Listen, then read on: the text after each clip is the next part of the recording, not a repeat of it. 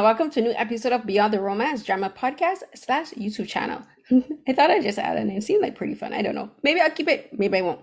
It has been a while since my last update. Life. But I'm glad to be doing a new episode for you, and I'm going to be discussing some of my favorite watches that I've started recently, and some of the ones that I've completed. So I think I should start with the ones that I've completed.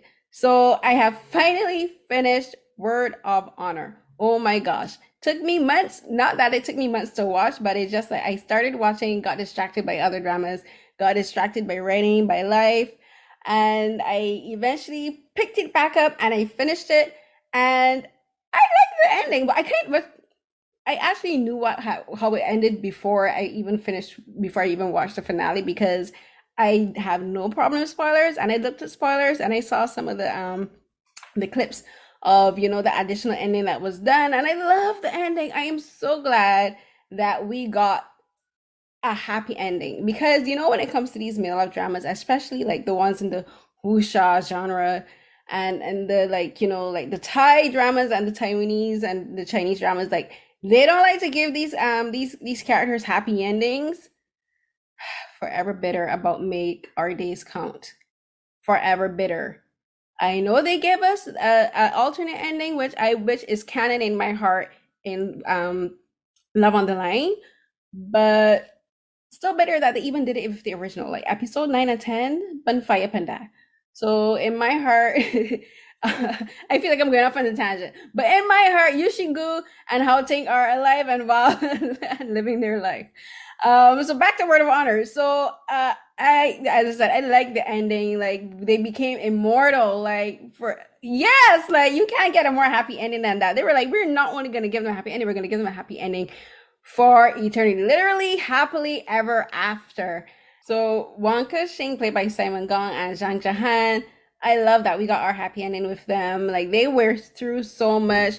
Kexing got his redemption arc. I think it was a really good redemption arc, because like he did some really shady-ish things because he was out for revenge, and he got a whole lot of people killed when he made those the extra keys. Why? I don't know. But like, dude, did you not consider the fact that this could lead to way more problems than you anticipate?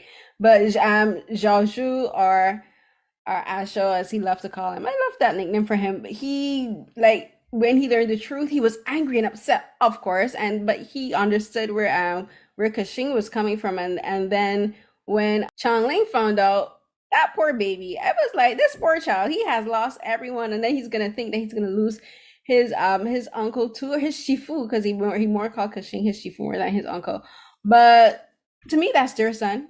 That is their son. Like that's their baby. I don't care anyone tells me that. They're a family, and in my heart, also Guxiang and meaning, or like that wedding went off without a hitch.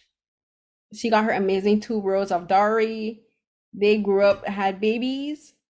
And in my head canon, I want someone to write me a fanfic where Kexing and Zhaoshu are like spending time with their chubby new niece, or their chubby new granddaughter or grandson. And like, I want that. That's what I want. I want a fanfic. Somebody write that for me, where they're just like playing with their chubby grandchildren, chasing them around the yard. And yeah, that's it for me. That's my headcanon for them.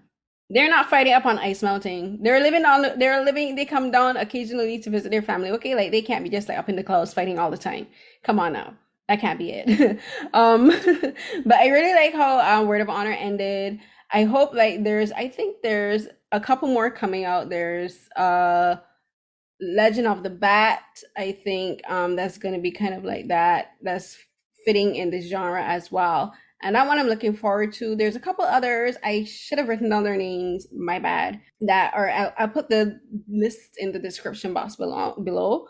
But I'm really looking forward to some of these wuxia dramas coming up, because honestly, some of the other dramas that I've been watching kind of just like meh for me. I finished Love Scenery. That one was kind of predictable. I started You Are My Honor, starring Dilraba and Yang Yang. And that one is kind of like Love Scenery 2.0. It's almost the exact same plot, but slightly variation. Like they're more adult, they're older than the characters in love scenery it would have been. And like the Raba's playing an actress and he's playing an aerospace engineer who's at this point in his life where he's trying to figure out, do I want to go back to being an aerospace engineer or will I go working in financial world because the job is more stable, more money, so I can help provide for my parents. I think that's an interesting dichotomy for a character because usually like Yang Yang or like our characters like him, they usually, like have their careers and they're these like really impressive men and everyone like falls at their feet for them because they're good looking and rich.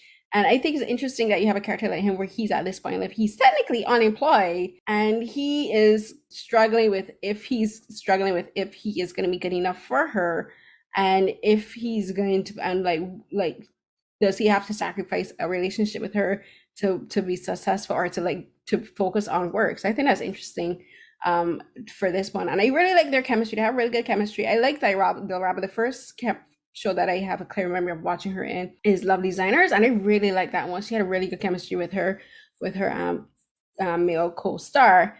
Didn't quite like the niece, the sister in that one because like that was a whole exercise in black culture appropriation because she was doing the whole I'm a rebel, so I'm gonna listen to all this hardcore rap music and wear cornrows and braids and try to act all tough. Like, stop it. That's not black culture, okay? Black people, stop doing this whole thing. I'm gonna get into this later in the show because I'm gonna talk about Penthouse 3, but I need Chinese, I find in particular, do this with their dramas where if they have a character who's rebelling, they appropriate black culture, like wear braids or cornrow in traditional black cornrows and traditional black styles, and big baggy clothes and listen to like hip hop and try to talk like they're gangster. And I'm like, stop it. You want to rebel? Fine. You can put your hair in a ponytail and rebel too. You don't be using the good girl image that wants to stop rebelling and you found some common sense and find some leeway to work with your brother. Stop it. Moving on. But You Are My Glory is good. I really enjoy that. And another one I recently watched and wrapped up was Beloved in House I Do.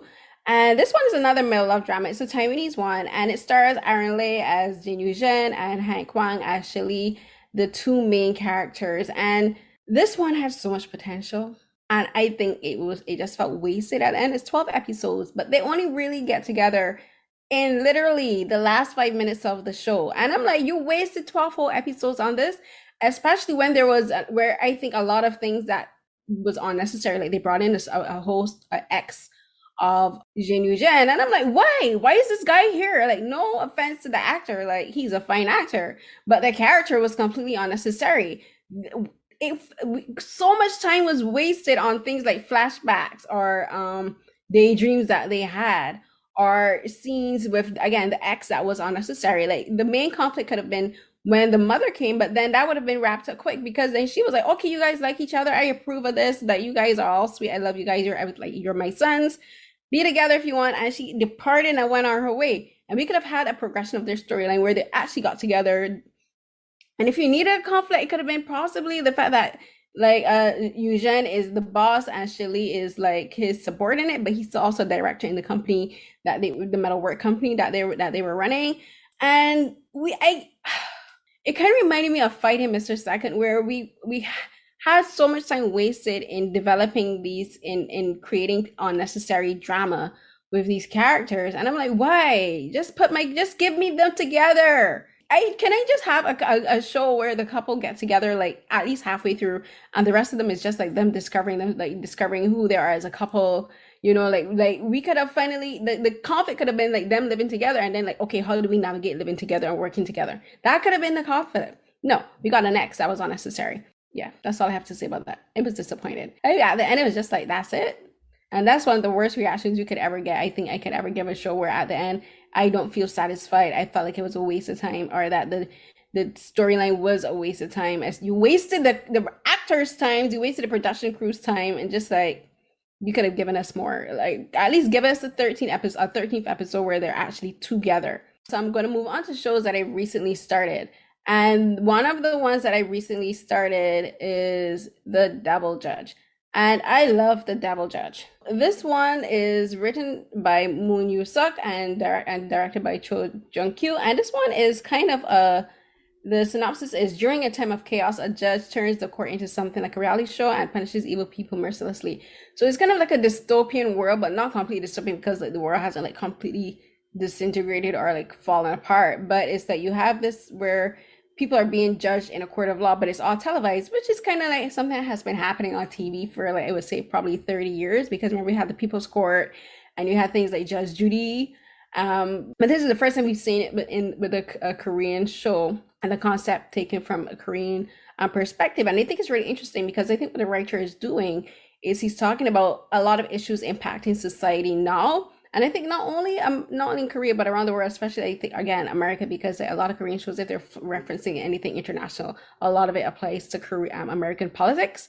But it's talking about like they discussed right wing politics within South Korea. South Korea, as we know, is extremely conservative, and they have like a lot of right wing politicians, conservative politicians, and if you follow like South Korean news, you know that there have been a lot of issues with how immigrants and workers from other countries, especially from Southeast Asia and South Asia, working there, who've been exploited and treated extremely badly and abused.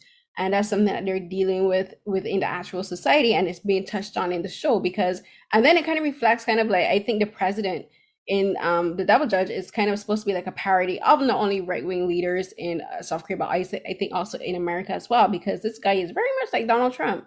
And like he talks about kicking out foreigners and saying that they're not Korean, even if they have Korean citizenship, or even if they were born in Korea. He's talking about him hegemony, where like creating like the pure like I would say preserving pure South Korean, Asian South Korean identity and race. So like again, that's going into like white supremacists, or I should say supremacists and imperialistic ideology. So that's interesting to see in a drama. And then it also talks about they talk about I think a little bit about colorism, but I'm on episode 10 was the last episode I watched, so I think you're really going good. So like the main character, G is the main character, Kang Yo-han, played by Ji Sung. He is this lawyer, and I think he's so badass, but he's also so good. Ji Sung looks so good in these suits. Like, bless the costume designer. K-drama that stylists never disappoint me when it comes to putting men in amazing three-piece suits. They know how to style these people. And Johan does not leave home looking less than his best. And Ji Sung is, I think he's playing him like extremely well, because he's kind of this anti-hero where you think that he doesn't have, that he's willing to sacrifice his morals to achieve his ultimate goal of revenge. And he's like, I am playing the system the way the system wants to be played, because he's like, when it comes to the judicial process, he's like, money talks and people walk, and it's about the money and it's about the people of the power. It's not really the justice system. The justice system is easily manipulated, which is the co-lead Jin Young, who plays Kim Ga-on, who he's learned like he thought the justice system was all complete black and white, and he learns it's not. Like, there's gray areas to the law. And I think his character kind of does that. His character is kind of goes from straight-laced and is leaning slightly into becoming a slight anti-hero, and he's leaning into the shadows where his idealism is and where Kang Yo-han dwells. And I think it's interesting to see a character make this kind of progression instead of going the other way around. Because the thing is, like, people think that Kang Yo-han is cold, and he is cold. They think he's without feeling, but he's not. And that he's not compassionate, but he is, because but he shows it in little ways. And he does fight for the little man, but he doesn't boast about it, which I think is the amazing thing about him, which makes people misunderstand who he is. And so like Gaon is learning that the system is easily manipulated by the people in power, and Johan is trying to tell him, if you want to fix the problem, you have to confront it first. You can't pretend that it's not broken, which I think is another thing that's being pointed out in the show. But I'm going to talk about two things that I don't really like about the show. So in episode 5, there was this male character who was a rapist. They in this world that they existing in the Devil Judges, they have an extradition treaty with America. Why? I don't know. But extradition treaties exist, but the way how it is like, when they sentence someone, they send them to America to be imprisoned. So I'm wondering, I believe that that's supposed to be a commentary on the justice system in America, where America, it has like all of these prisons. But I think it's also supposed to be a commentary on the fact that like men who are like sexual offenders, like who rape women and who get away with things like that in South Korea, need to be firmly punished more in South Korea. But it's not being really addressed. That particular aspect is not really being addressed in the show, because what happens is that character is chemically castrated and then sent to a prison in Texas, again, super conservative state. And like the characters who are on the prisons filled like white men, black men, or whatever, and they're all jeering, and like the implication is that he's being sent there to be raped as a punishment. And I don't agree with that at all. I think that's an extremely dangerous messaging and misinformed messaging, and like rape is wrong regardless. Like no one deserves to be raped. And like they're talking about ethics of chemical castration. That is a good discussion to have, because that is something that has happened to sexual offenders, especially people who are like pedophiles. Like that was a thing in the States. I'm not sure what it is. I'm not sure if it's done in South Korea. I would have to research that, but I know it did happen in the States. Like they would chemically castrate like sexual offenders, and what that means is they would like alter their hormones so like they don't get erections, whatever, because they're trying to say, if you're an offender, we're going to remove the hormonal component of you becoming aroused by these heinous acts. So there's that, but then you're equating homosexuality with this punishment too, and I don't agree with that, especially when you know in South Korea that people like members of the LGBTQ community, like homosexuality is still very much stigmatized there. It's like their communities are still very much marginalized. So I'm like, that was, I think, not handled very well within the show. And another thing that I don't like is a character called Jung Sona, played by Kim Min Jung. Now she is the main antagonist in this between between Johan and Gawon, in the fact that she has history with Johan and she is clearly obsessed with him from the time they were kids. And there's an episode where she kidnaps him and she sexually assaults him. She kidnaps him, has him tied, and she like rubs herself against him. She forces her kisses on him. She touches him without his permission. And I'm just like, this is sexual assault. And I need writers, whether they're male or female, to acknowledge that men can be sexually assaulted too. It is not sexy. And that's supposed to be, and I'm wondering if that's the whole thing, because like this character's supposed to be like sexy, and she's a dominatrix.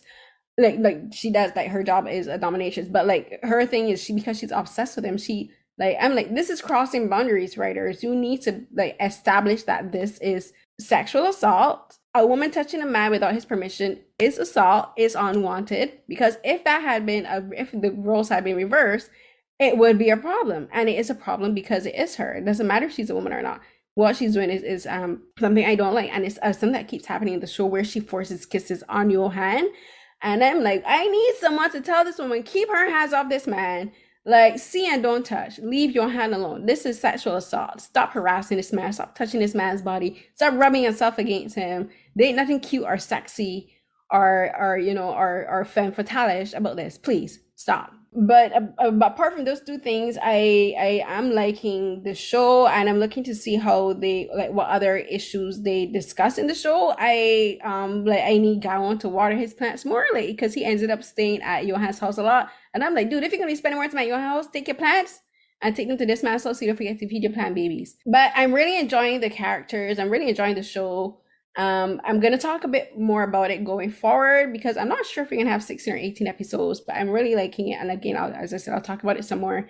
So this one, I think I've been going on a bit long. So another show that I want to talk about, and this one might be a bit of a rant, but it is Penthouse 3. And I don't know what happened with Penthouse. Like, this season 1 was crazy bonkers, and I loved it. I was there for all of the melodrama, because it's a makjang, so you're expecting ridiculousness.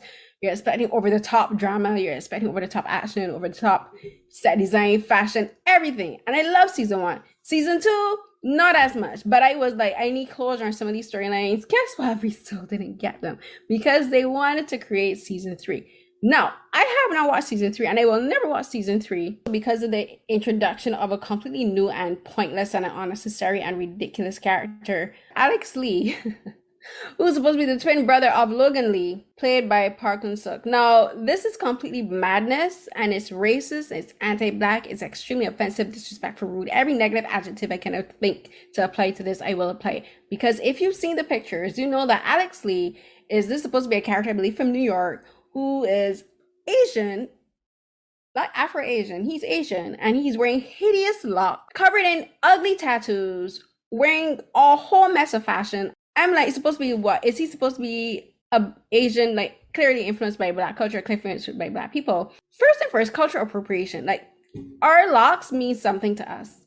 Locks have spiritual meaning for black people. cultural meaning for Black people is something that connects us to our heritage, to our past, and to where we are, and to our identities, very identities as Black people, because there's a history to this. There's a history to how our natural hair was stigmatized and is still stigmatized by white people as well as Asian people. So the audacity of using our locks to represent someone who is cruel, who is character that no one would like, and saying that this is something supposed to represent, he's supposed to be cool, but yet still be like this badass. Stop it. We don't think it's cool. And there's going to be a few Black people who would excuse this, because there are Black people who would excuse any kind of BS as long as they get access, because they only care about being validated by white people, or even Asians in this instance. They only care of not being seen as the angry Black person, the angry Black trope. They don't care that the fact that they themselves are being belittled, because they want to fit in. That's it. So there are people who will co-sign nonsense like this, because for them, they say, oh, it's not a big deal, because they want to be liked. I and many Black people who have seen this and who see it happen repeatedly, because it happened in Backstreet Rookie and in other dramas, whether they're Chinese, Japanese, or whatever, and white people do it all the time. We are offended and we are sick and tired of it. And you can't keep doing this and say you don't know. South Korea is not a country that exists in a vacuum. The people are one of the highest educated people around the world. You have the highest speed internet. You have access to education. These are things that Black fans of dramas and K-pop talk about relentlessly. You pay so much attention to American media, but yet still you don't pay attention if when Black people talk about cultural appropriation and anti-Blackness. Doesn't jive and it doesn't make sense, and we are not buying the excuse anymore. It's offensive and we want it to stop. Please make it stop. I, as a fan of Korean dramas, it hurts me when I see things like this happen all the time. And it hurts the fact that we have to, as a Black person, I have to say, I kind of expect this to happen. I expect some kind of anti-Blackness to happen. Or if I see a Black character, where I hold my breath and pray and hope that something offensive isn't said or done about this character or to this character.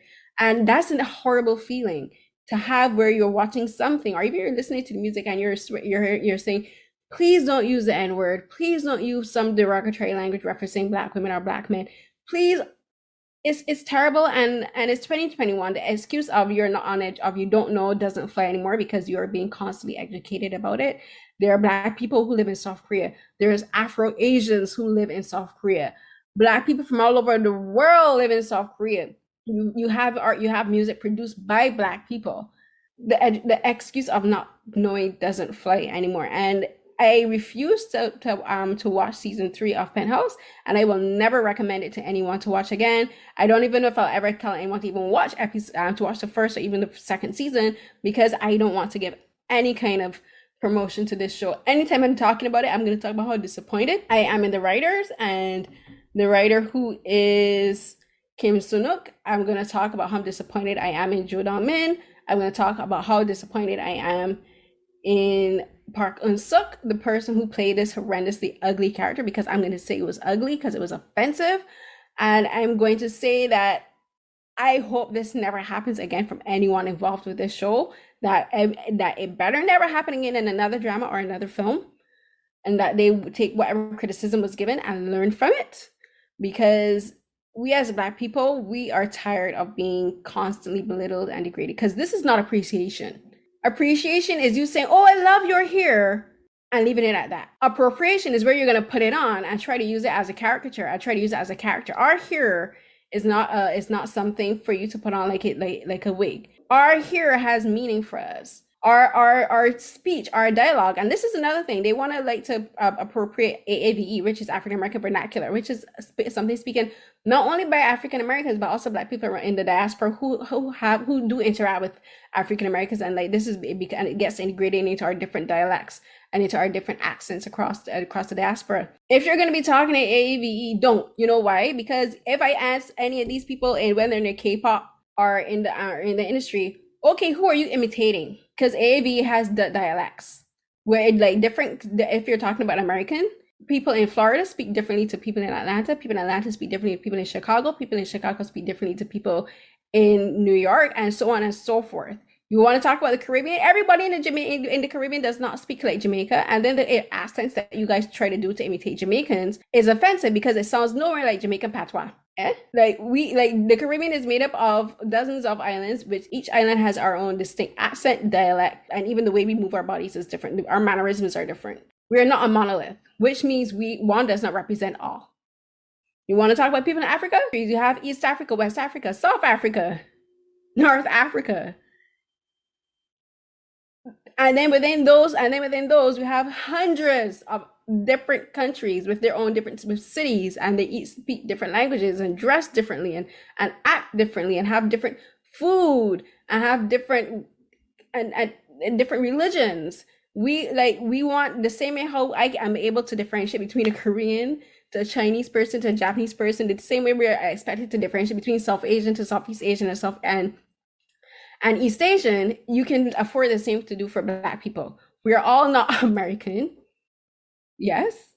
We all don't speak the same way. We are all not thugs and gangsters. And even then, when you try to say that you're respecting thugs and gangsters, you're not, because you're also characterizing them and you're making them into monoliths within their own subculture. Like all rappers don't act the same way. All Black female singers don't act the same way.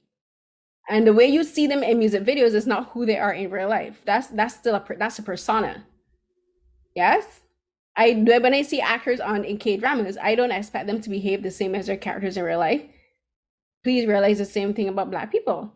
Who you see in a TV show, in a film, in a music video, is not who those people are in real life. Don't come to us and expect us to be acting like the people you see in media. First, that's a lot of that comes from, especially if you're watching white American media, a lot of that is controlled by white American media, and they themselves have their own stereotypes and suppositions about Black people. And if you're all you're watching is white American media, and you're looking at how Black people are being portrayed by white directors or by white writers and producers in white American shows, again, you're gonna have these skewed perceptions of Black people, because those are all based on stereotypes and racist stereotypes that white people have about Black people.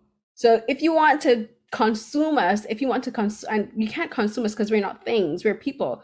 If you want to enjoy our culture, if you want to truly say you are appreciating our culture, if you appreciate us, learn about Black people beyond the scope of what you see in a music video. Learn about Black people beyond the scope of what you see in an action movie. Learn about Black people around the globe. Take a globe and pin it and go and learn about a country. Go and learn about the cultures.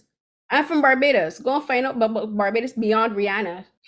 If you want to learn about Barbados, if you want to learn about Jamaica, go and learn about Jamaica beyond Bob Marley or Usain Bolt. If you want to learn about Trinidad, go and learn about Trinidad, go and learn about St. Vincent, St. Lucia, like Martinique, Montserrat. You have part of the Caribbean as part of South America. You have Guyana. Go and learn about these things. If you want to learn about American culture, go and learn about the history of Black people in America. And Canada too, because we have racism in Canada too. It's like not hunky-dory up here.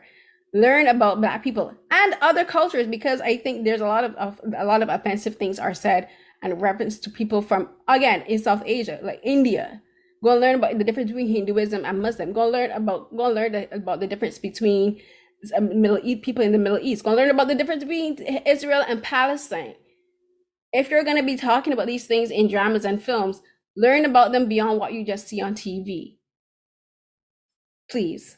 I'm gonna finish my rant here. This is like I didn't intend to make this long, but I think it was important. It was something that I've been wanting to say for a while. Again, like I'm a few weeks behind on my recap, but this is something that I felt was important to say, and it's not something I'm not going to talk about again, because unfortunately, like Black culture appropriation and racism and xenophobia is something that I've seen happen in dramas before and in film, and it's something I'm going to keep talking about because it's something important to me. I talk about it as a film critic. Also with North American media and British media and European media. This is something that is close to my heart, and I will keep talking about it. If anyone's offended or upset by this, too bad. It's my show. I'm going to talk about what I want to talk about. And everyone is going to agree with me. Again, too bad. I have my opinions and I know what I'm talking about. I'm talking about from personal experience, from reading and doing research and speaking to other people. And I just think it's important that me as a fan of K-dramas and Asian dramas in general, I am not going to ignore things that I say is problematic just because I like it. The fact that I'm talking about these things is proof that I do like it, because I want better I want better for the actors. I want better for the writers and the directors. So that way I can have a more enjoyable experience and other people can have a more enjoyable experience. I'm not asking for perfection. I'm just asking for a little consideration and sensitivity. Please go and take some courses in cultural sensitivity. I am willing, if anyone who's watching this has the power to, I am willing to give courses on cultural sensitivity because I think this is something that is necessary. Because I myself talk about these things on Twitter, like when people say things that I think are untoward about K-dramas, whatever. I tell people this is like go and learn a bit about Korean society, learn about Korean culture. I speak to people who are Korean and I make sure that I'm learning every day. And I just ask that the same thing happens for other people, that you learn about Black people as well. And again, we are not a monolith. Our hair is important to us, our clothing, our dialect, our music is important to us, and all we're asking for is respect and consideration. And with that, I will end this recap of Beyond the Romance. Again, like what I talk about is Beyond the Romance of K-dramas, and I thank you for everyone who's been watching me and who has been like leaving comments, and I've been really enjoying this. And it has been really, I think, something that I really enjoy, and I hope to keep doing for a really long time. If you haven't seen it, please go and watch my previous episode, which was a special episode I did with my guest Christine Cole, who's the PD or producer director of Law School, which is streaming on Netflix. She was a fantastic guest. I really enjoyed her, and I appreciate her taking the time to speak with me. And also, I've started doing something I want to do a little bit more often, where I speak to other film fans about films. So recently, I spoke to my friend Daisy Sim about The Wailing by Na Hao Jing. It's a 2016 horror and thriller, and we spoke about that, and that's under, if you go into my playlist, it's going to be under Caroline Talks, and we talk about that. And you can follow me on Twitter to follow the shows that I'm live tweeting, including The Devil Judge, using the hashtag Dramas with Carrie. And in the description box below, I'm going to put the shows that I'm currently watching and shows that I recently finished and where you can watch them. And please, you follow me on Twitter at CARRIECNH12. Follow the hashtag Dramas with Carrie. And on every Saturday night at 10 p.m. Eastern, I co-host a live tweet where me and my co-host live tweet sci-fi films and shows.